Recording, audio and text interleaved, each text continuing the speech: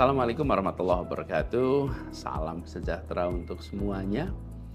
Beberapa waktu ini saya terima banyak permintaan dari teman-teman yang menanyakan tentang buku apa yang dibaca.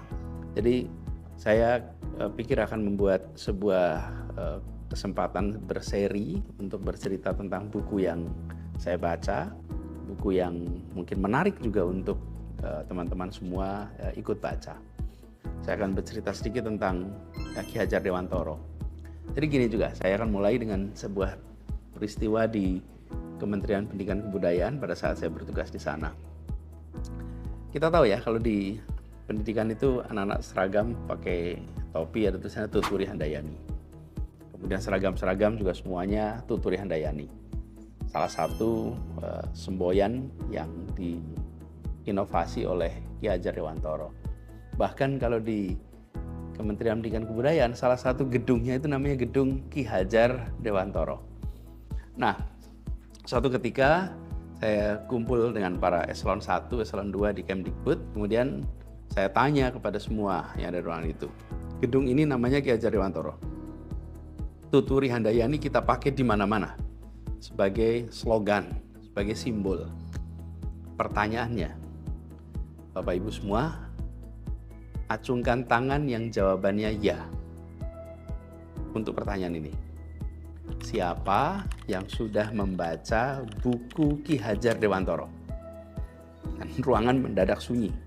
Senyap, semuanya senyum-senyum. Tidak ada yang acungkan tangan pernah baca buku Ki Hajar Dewantoro. Nah, jadi kita ini mengatakan Ki Hajar Dewantoro sebagai bapak pendidikan, Tuturi Handayaninya kita gunakan. Kan Ki Hajar Dewantoro bilang, ing ngarso sung tulodo, ing madya mangun karso, Tuturi Handayani. Prinsip itu kita pakai. Tapi bukunya nggak baca. Dan ketika semua tidak ada buku, saya tunjukkan nih, ini bukunya nih. Ini buku Ki Hajar Dewantoro. Satu adalah tentang pendidikan, satu adalah tentang kebudayaan. Ini kumpulan tulisan Ki Hajar Dewantoro yang usia tulisannya sebagian sudah 100 tahun.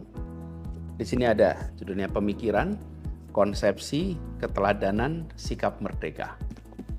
Jadi, saya kemudian minta ke kementerian untuk beli buku Ki Hajar Dewantoro. Harus belinya ke Majelis Luhur Persatuan Taman Siswa waktu itu. Dan ketika pesan, mereka malah kalau tidak salah harus mencetak lagi. Karena memang selama ini sudah agak banyak dibaca buku ini. Nah, semua pejabat yang eselon 1, eselon 2 di Kemdikbud dibagikan buku ini, semua harus baca, semua harus paham. Bagaimana kita bicara tentang pendidikan di Indonesia, tapi kita sendiri lupa tidak membaca isinya. Nah, ada beberapa hal nih. Satu ya, kalau kita bicara bukunya Ki Hajar Dewantoro, buku ini menguraikan konsep tentang pendidikan sebagai sarana untuk menumbuhkan nilai-nilai dan budaya pada siswa untuk membantu mereka menjadi pribadi yang utuh.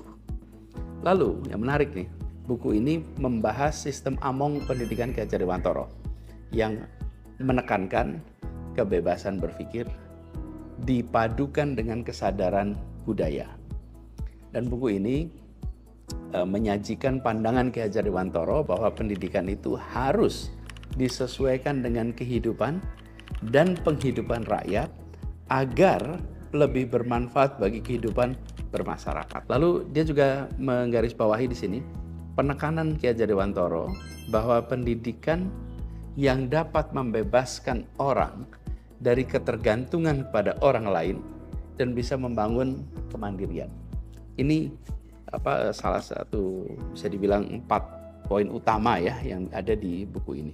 Lalu yang kedua yang tentang kebudayaan.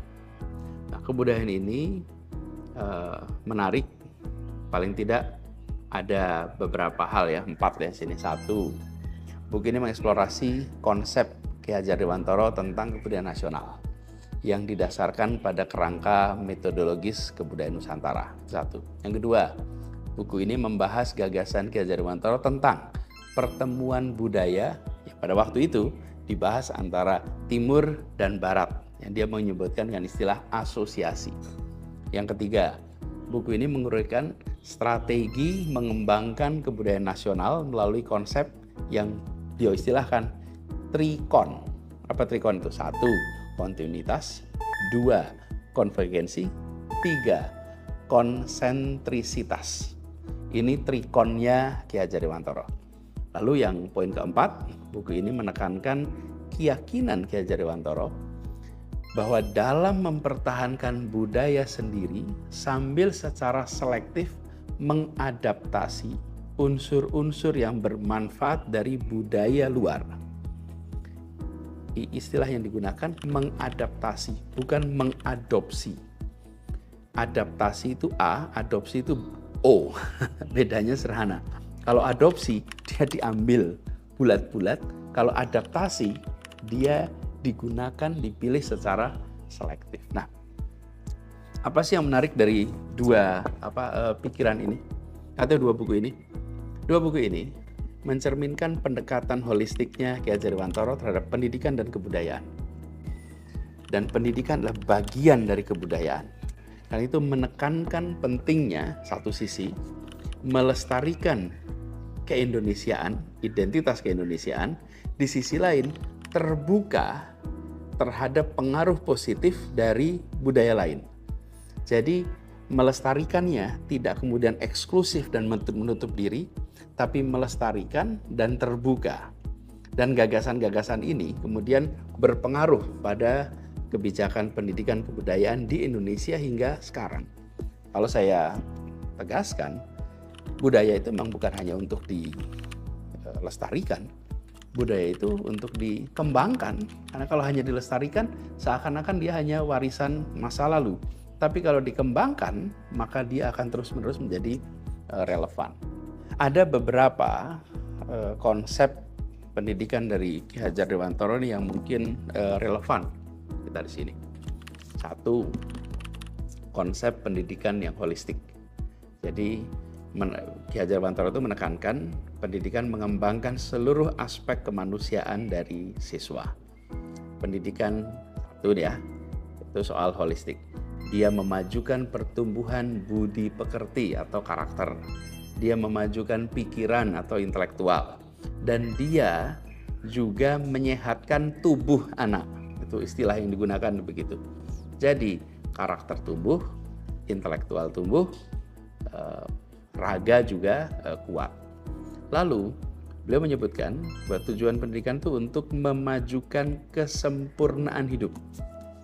Kehidupan dan penghidupan anak didik itu selaras dengan dunianya. Jadi istilah yang digunakan adalah kesempurnaan hidup. Kemudian yang kedua adalah sistem Among. Sistem Among yang dikembangkan oleh Ki Hajar Dewantara ini masih relevan dengan kita sekarang. Kenapa? 1, dia menekankan kebebasan berpikir, tapi juga dipadukan dengan kesadaran budaya. Yang kedua, pendidik berperan sebagai fasilitator, sebagai motivator di dalam proses pembelajaran. Jadi sistem Among itu menurut saya menarik. Kemudian yang ketiga adalah pendidikan karakter. Dan tujuannya adalah menumbuhkan manusia yang merdeka secara fisik, merdeka secara mental, dan merdeka secara spiritual. Di samping ada pengembangan sifat-sifat atau sikap-sikap kerukunan, kekeluargaan, musyawarah, toleransi, kebersamaan, demokrasi, tanggung jawab, disiplin. Ini karakter yang saya sering istilahkan, karakter itu adalah karakter kinerja dan karakter moral. Karakter moral itu seperti tadi, rendah hati, kemudian jujur, kemudian beriman, bertakwa. Itu karakter moral. Karakter kinerja, kerja keras, bertanggung jawab, disiplin, kerja tuntas. Nah, kita ingin dua-duanya. Kalau saya menerjemahkannya seperti itu. Lalu hal yang masih relevan lagi, yang keempat adalah tentang tripusat pendidikan. Tripusat pendidikan ini di mana? Sederhana. 1 di rumah, keluarga, 2 di sekolah, dan 3 di masyarakat. Ini konsep tripusat pendidikan yang disebut oleh Ki Hajar Dewantara. Jadi ini kira-kira 4 hal yang menarik. 1 adalah holistik, 2 adalah sistem Among, yang ketiga adalah soal pendidikan karakter, yang keempat soal tripusat Tripusat Pendidikan. Pikiran-pikiran Ki Hajar Dewantara ini relevan dalam kita menumbuhkan karakter unggul di era revolusi 4.0 ini. Apa poin utamanya? Ini tulisan-tulisan ini sudah hampir 100 tahun. Pertanyaannya, masih relevan nggak kita baca ini? Karena itu saya ingin sampaikan bahwa ini tetap menarik untuk dibaca. Kenapa? Satu, kita akan bisa menjaga relevansi dan kontinuitas. Banyak pikiran Ki Hajar Dewantara yang masih relevan dengan kondisi pendidikan saat ini. Seperti yang tadi saya sampaikan, 4 hal tadi. Yang soal holistik, soal sistem Among, soal pendidikan karakter, soal trisentra pendidikan. Itu satu. Yang kedua, ini jadi sumber inspirasi untuk inovasi. Pikiran Ki Hajar ini dapat jadi sumber untuk kita melakukan terobosan-terobosan. Ini salah satu sumber inspirasinya. Lalu yang ketiga, dia memperkuat identitas dan karakter bangsa. Jadi pemikiran Ki Hajar tentang pendidikan yang berbasis budaya, pengembangan karakter ini kita bisa menjadi salah satu rujukan. Bagaimanapun juga pendidikan harus bisa mengembangkan sambil mempertahankan identitas atau karakter bangsa kita. Lalu ada panduan tentang menghadapi tantangan zaman. Ini Ki Hajar itu eksplisit sekali menyesuaikan pendidikan dengan kodrat zaman, istilahnya kodrat zaman, sehingga memberikan panduan bagaimana beradaptasi dengan perubahan tanpa kehilangan jati diri. Istilah yang dia gunakan adalah adaptasi.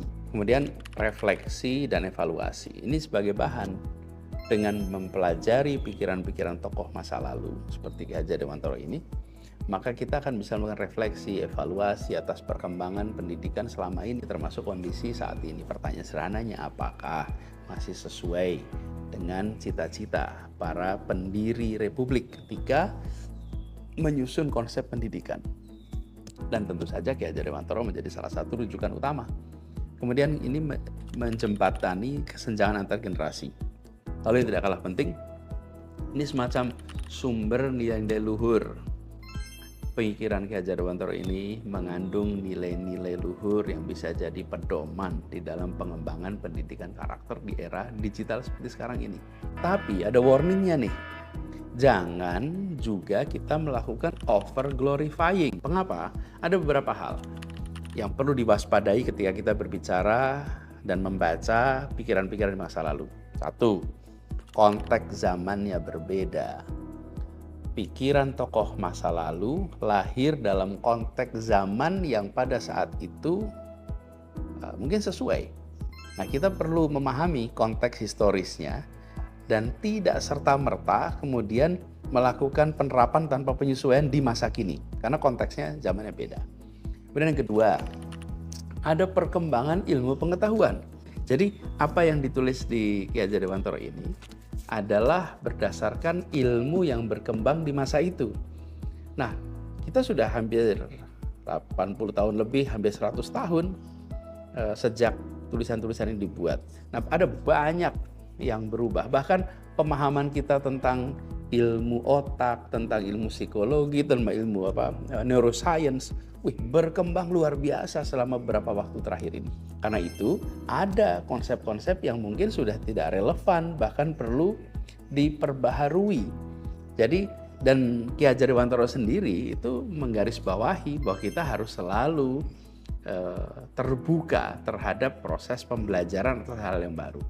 Yang ketiga, tantangan zaman yang berubah.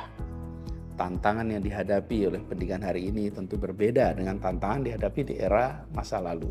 Dan kita perlu menginterpretasikan ulang pemikiran lama untuk menjawab tantangan kontemporer. Itu ya. Lalu yang tidak kalah penting adalah perbedaan kondisi sosial budaya. Kondisi sosial budaya masyarakat yang telah berubah, nilai-nilai yang mungkin ada adaptasi di situ. Yang tidak kalah penting, kita perlu bersikap kritis, tidak mengidealisasi pikiran tokoh masa lalu secara berlebihan. Jadi ya dibaca, dipahami sambil kritis. Jadi teman-teman sekalian, pikiran-pikiran Ki Hajar Dewantara ini menarik. Sempatkan untuk baca. Kalau teman-teman bergerak di dunia pendidikan, jangan sampai kita hanya tahu slogan Tuturi Handayani, bahkan dua yang pertama Ingarso Sungtulodo, Ingmadio Mangunkarso, Tuturi Handayani, ini tiga ini paham, tapi bukunya tidak. Yuk dibaca. Dan dari sini kita akan sadar betapa kuatnya pengaruh pikiran, gagasan Ki Hajar Dewantara di dalam penyusunan pendidikan kita di Indonesia. Yang mungkin kita semua tahu bahwa Ki Hajar Dewantara itu adalah Menteri Pendidikan pertama Republik Indonesia. Dan beliau jadi rujukan sampai sekarang. Sekaligus juga ini pertanyaan, ada yang tahu nggak berapa lama Ki Hajar Dewantara bertugas sebagai Menteri Pendidikan dan Kebudayaan? Coba nanti dicek, saya nggak mau jawab. Tapi yang pasti Ki Hajar Dewantara itu tidak perlu menjabat 3 periode, 4 periode, 5 periode. Dan tidak perlu perpanjangan periode juga. Nanti teman-teman cek berapa lama beliau bertugas sebagai Menteri Pendidikan. Sesungguhnya legacy yang ditinggalkan adalah legacy yang memiliki dasar pikiran, legacy yang memiliki konsep. Disitulah yang kemudian menjadi rujukan. Ki Hajar Dewantara kalau ditanya berapa bangunan sekolah yang dibangun, mungkin jawabnya sedikit. Berapa banyak infrastruktur pendidikan yang beliau selesaikan? Barangkali jumlahnya tidak banyak. Tapi infrastruktur pikiran yang disusun adalah infrastruktur pikiran yang sampai sekarang terus menjadi rujukan. Ini pelajaran bagi kita semua. Jangan pernah merendahkan gagasan, jangan pernah merendahkan pikiran, karena disitulah yang sebetulnya menjadi rujukan di dalam penyusunan berbagai macam kebijakan, khususnya di dalam dunia pendidikan. Sekali lagi, buat semua yang mau cari, ini dua judul, Ki Hajar Dewantara untuk Kebudayaan dan Pendidikan. Mudah-mudahan bermanfaat. Terima kasih. Waalaikumsalam warahmatullahi wabarakatuh.